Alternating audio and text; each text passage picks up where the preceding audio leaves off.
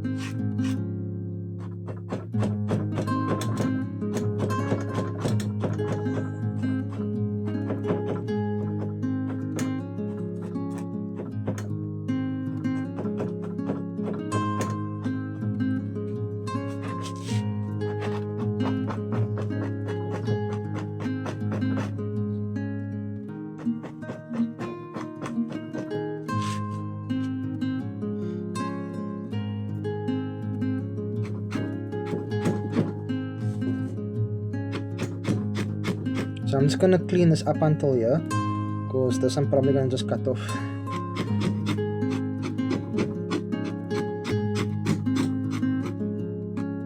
See, I'm using this part over here just to remove the membrane.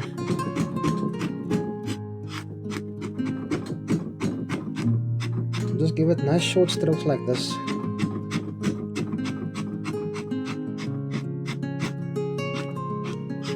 Okay, as you can see, it looks a lot better.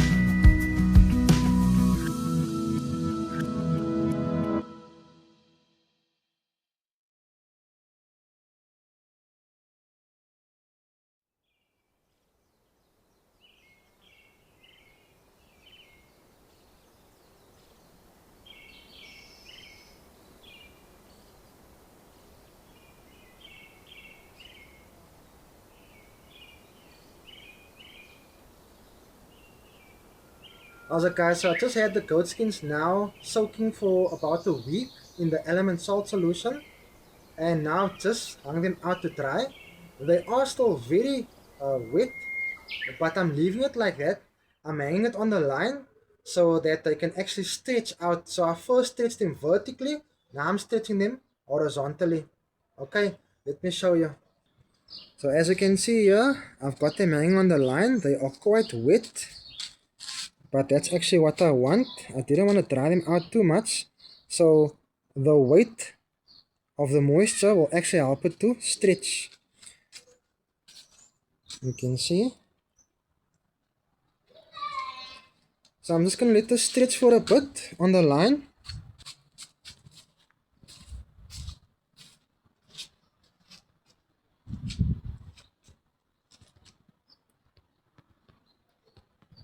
Right, so I'm going to let these hang for a while, and then once it's dried a bit, I'm going to do the egg tan, and then I'll show you guys how I do that. Here we can see the skin. It's been over a week. This has been soaking in the alum solution, and you can see it's pretty much dehydrated. It's basically almost done. You can see here. So now we're going to do the egg tanning. Okay, so the skin has been quite dehydrated and dry and stiff. So what I did was I actually just soaked it in some water so that it can be nice and soft and pliable, because I need to also stretch the fibers. Some people also call it breaking the fibers. So now it's actually nice and soft, so now I can actually work it again. So I'm going to break the fibers, right? And just scrape some of this existing membrane off, and then we're going to egg tan.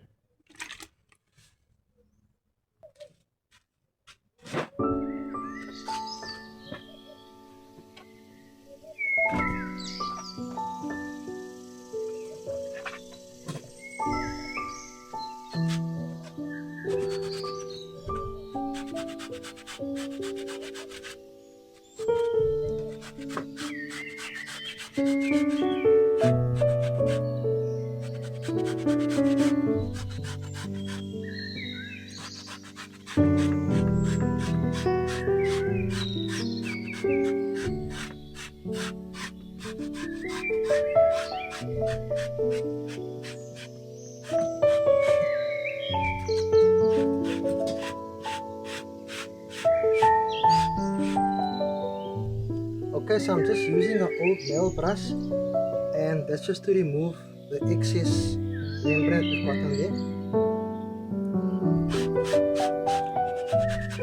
And when it's wet, it just easily comes off like this. See?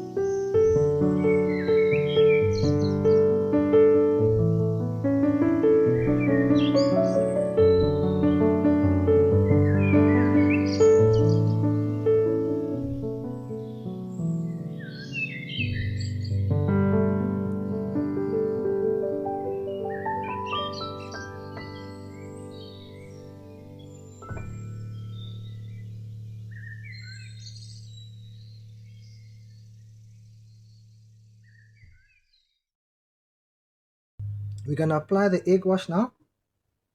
I'm just gently gonna massage it into the skin like that. And this will help to nourish and rehydrate the skin so it's not so stiff. It's not so hard and stiff anymore. And as it dries, it will give it a nice tan, which is basically the color of the egg. Will give it a nice buttery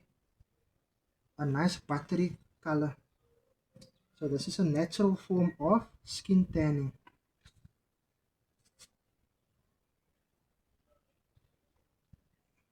I'll just rub it into the skin like that.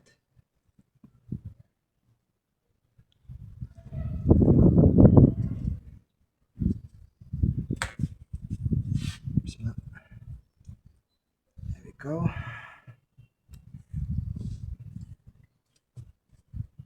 Yeah, because the alum has actually dried out quite a bit. So I'm rehydrating it with the egg wash.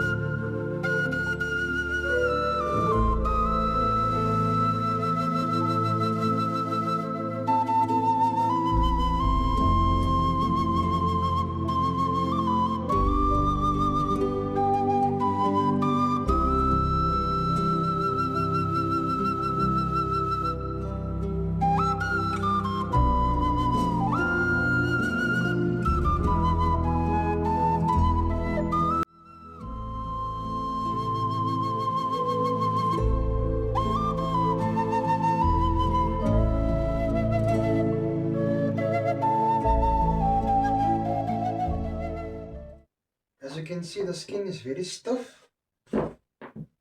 So now we want to try to soften. We want to try to soften the skin. Okay, you can see it's quite stiff and crunchy. So the idea is to actually take the tallow and oil mix, and just soften this up. Sheep tallow and oil that I've actually mixed together. So basically what I did was I actually heated up the sheep fat tallow in the microwave and then just mixed quite a generous amount with the oil. How you're going to mix this is completely up to you. I don't use any particular measurement. So I've mixed this together now. So now I'm going to apply this directly to the skin and then just rub this into the skin. So I'm just going to apply it like this and then just massage it into the skin.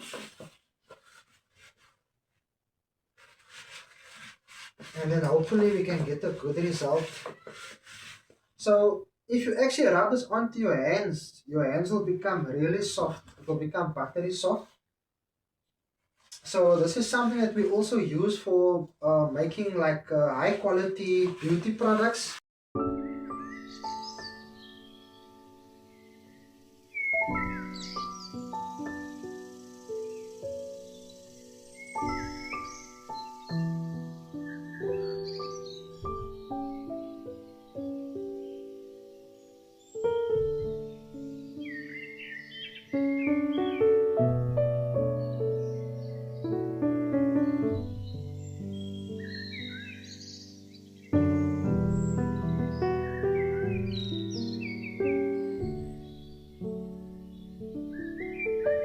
Alum solution really dried this thing out quite a bit.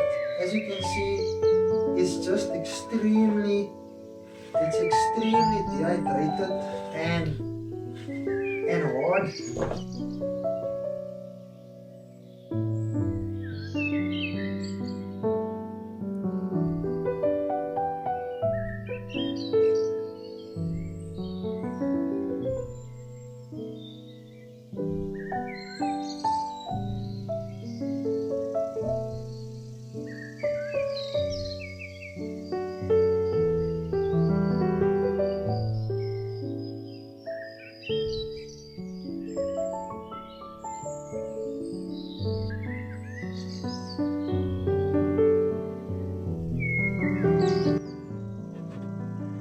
So here we have a skin that is done, but we haven't treated this with the tallow and oil mix, right?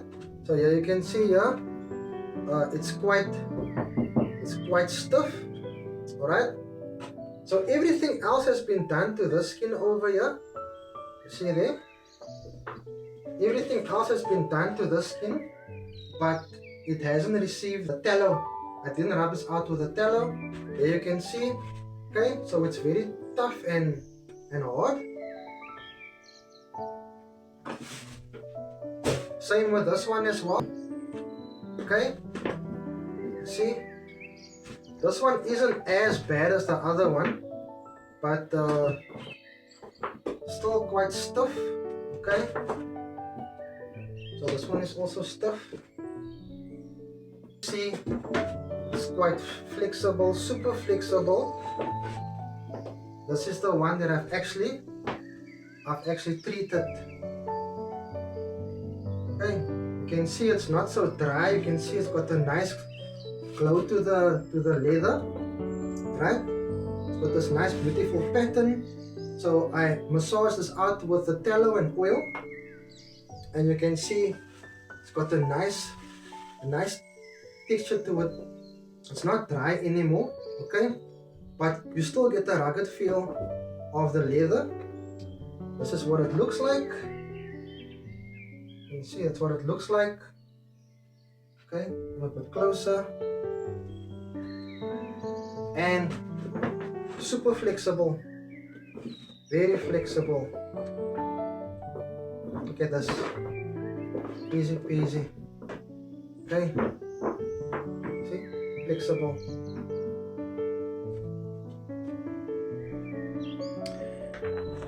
Right, so I've got some skins over here. This is my collection. So on the left, you've got the sheepskin. That's an adult female sheepskin, right? Then I've got the Cape Speckle indigenous goat skin over here. So these two are already completed. Then this was my very first skin. That's a lamb skin. And then I've got those other two Cape Speckle goat skins that must still be completed. Okay, so these three are already done. And then we've also got these rabbit skins. Okay, so this is my collection of skins that I have here. Recommend that you learn how to do this, and then you can even sell these and decorate your own house with these skins. I would say totally worth it, and you can also get them for free. So guys, if you found this video entertaining and educational, make sure that you like and subscribe. Share this video with your friends and family, and I'll see you guys in the next one.